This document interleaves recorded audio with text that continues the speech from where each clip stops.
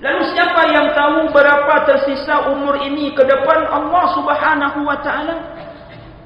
Entah seminggu lagi, entah sebulan lagi, entah setahun lagi, mungkin ini hari terakhir kita hidup. Ummati, ummati, yaquluha lana yawmal qiyamati. Sudah sekian banyak detik, menit, jam, hari, minggu, bulan, serta tahun yang kita tempuh dalam hidup ini.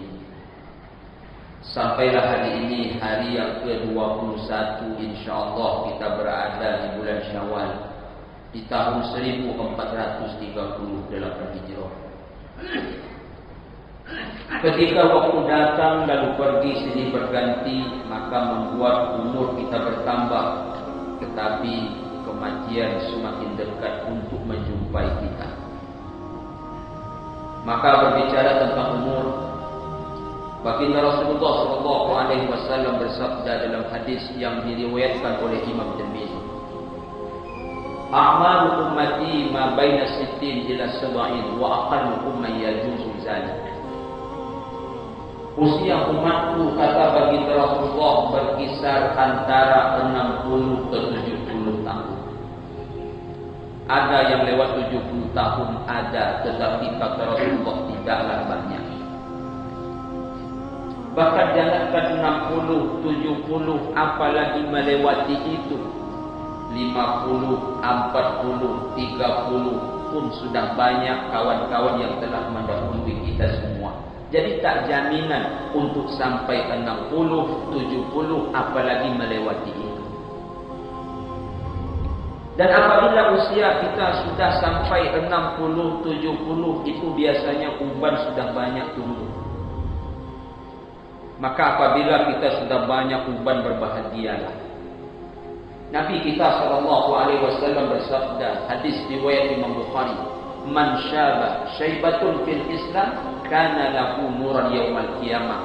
Siapa beruban dan dia adalah beragama Islam, ubannya nanti akan menjadi cahaya pada hari kiamat. Tapi ingat, Rasul kaitkan dengan Islam. Artinya apa? Makin tua, makin menyerahkan diri kepada Allah, makin taat melakukan amal ibadah.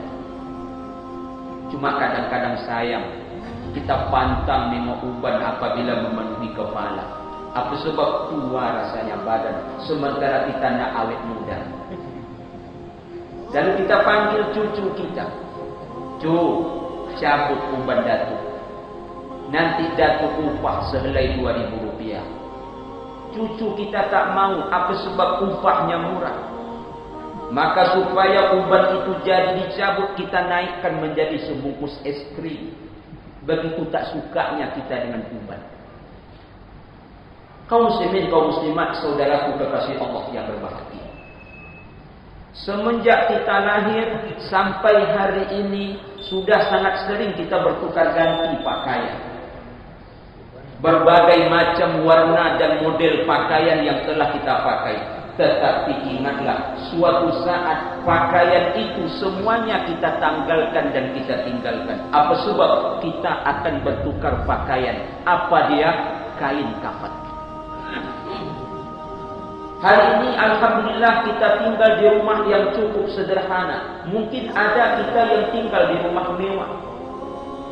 Dindingnya luar dalam kita cat warna-warni. Kemudian lantainya keramik, di atasnya kita bentang permadani. Tetapi wahai saudaraku, sadarlah, suatu saat rumah itu akan kita tinggalkan. Kemana kita? Kita pindah tempat tinggal ke suatu tempat tinggal yang semua serba dari tanah. Dinding tanah, lantai tanah, atap tanah, sunyi, sepi, sendiri. Tak ada cucu, menantu, anak dan istri yang menemani. Apa nama tempat tinggal kita itu? Kuburan. Hari ini kemana pergi kita bisa ayunkan tangan, langkahkan kaki. Ada saatnya nanti tangan ini terlipat kaku, kaki tak lagi bisa melangkah. Hari ini alhamdulillah kita masih bisa sholat insya-Allah, tapi ada saatnya nanti kita bakal akan disolatkan. Itulah kematian menutup peristiwa perjalanan kehidupan dunia untuk menempuh perjalanan yang lebih jauh lagi ke akhirat sana. Saudaraku kekasih Allah yang berbahagia, bila kita pergi ke rumah tetangga di sebelah rumah kita, kita tidak perlu membawa bekal yang banyak. Apa sebab? Perjalanannya dekat. Tak mungkin kita berminggu-minggu di rumah tetangga kita.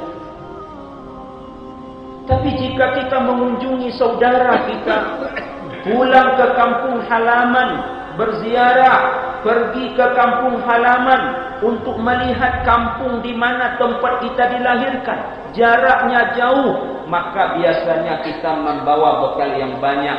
Apa sebab?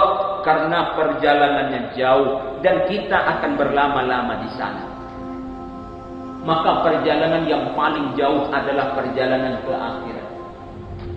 Saking jauhnya perjalanan ke akhirat, belum seorang pun yang sampai ke sana. Saking jauhnya perjalanan ke akhirat, tak seorang pun yang tahu berapa kilometer jarak tempuhnya.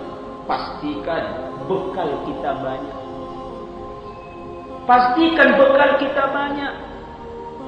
Allah Subhanahu wa taala berpesan kepada kita dalam surah Al-Baqarah ayat 197, "Wa tazawwadu fa inna khairaz zadi taqwa." Berbekal kamu, sebaik-baik bekal itu adalah takwa. Lalu mengapa kita dengan sisa-sisa umur ini sekali lagi adalah untuk mengumpulkan bekal, untuk melakukan amal ibadah. Jemaah saudaraku kekasih Allah, jika ada saudara kita bertanya, "Wahai saudaraku, berapa umurmu sampai hari ini?" Sekali lagi, kita tahu berapa umur kita. Apa sebab? Di KTP tertulis tanggal, bulan dan tahun kita dilahirkan. Tapi ketika saudara kita bertanya, "Wahai saudaraku, berapa lagi tersisa umurmu ke depan?" Kita tak ada yang tahu. Kenapa kita tak tahu? Sebab tidak tertulis di KTP kita tanggal, bulan dan tahun kematian kita. Memang ada di KTP tertulis tanggal, bulan dan tahun mati. Itu tahun mati KTP. KTP sekarang tak pakai mati-mati. Katanya KTP seumur hidup. Lalu siapa yang tahu berapa tersisa umur ini ke depan? Allah Subhanahu wa taala. Entah seminggu lagi, entah sebulan lagi, entah setahun lagi, mungkin ini hari terakhir kita hidup. Maka mengapa kita pada hari ini membuat hari ini adalah hari yang paling baik yang pernah kita lakukan. Membuat hari ini adalah hari yang paling berkesan. Membuat hari ini adalah hari di mana kita betul-betul mengabdi kepada Allah Subhanahu wa taala. Saya ulangi, mana tahu ini hari terakhir. Rasul kita tercinta bersabda, "Innamal a'malu bihawatimiha." Hadis riwayat Imam Bukhari. Sesungguhnya amal kalian yang paling menentukan adalah amal penutup. Tapi kita tak tahu kapan amal penutup itu. Lalu bagaimana caranya? Ya, buat hari ini hari penutup. Hari di mana kita akan berpisah dengan istri kita, berpisah dengan anak-anak kita, berpisah dengan jemaah kita.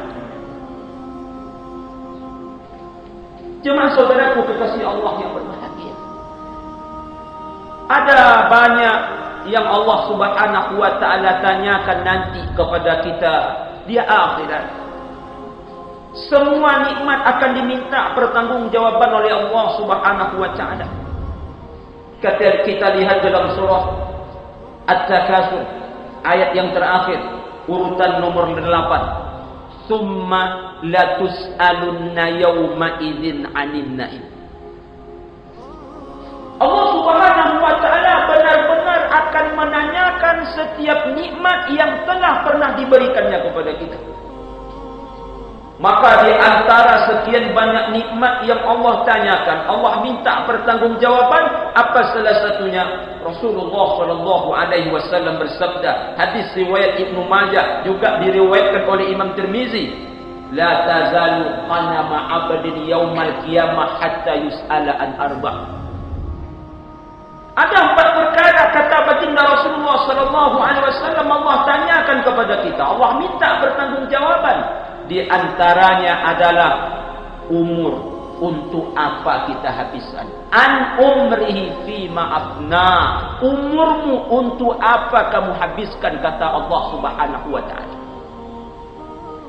Maka semoga kita termasuk orang-orang yang beruntung, tidak termasuk ke dalam golongan orang-orang yang merugi. Siapa golongan orang-orang yang merugi? Yang sering membuang nikmat-nikmat umur ini, yang sering menyia-nyiakan. Makanya apa kata Rasul dalam hadis yang lain? Ni'matani maghbunun fihima katsirun minan nas, as-sihah wal faragh. Ada 2 nikmat besar yang Allah karuniakan kepada manusia, tapi sering dibuang-buang oleh manusia. Apa itu? Kesehatan dan waktu, kesehatan dan umur yang telah dikaruniakan oleh Allah Subhanahu wa taala. Semoga kita termasuk ke dalam golongan orang-orang beruntung, bukan ke dalam golongan orang-orang merugi.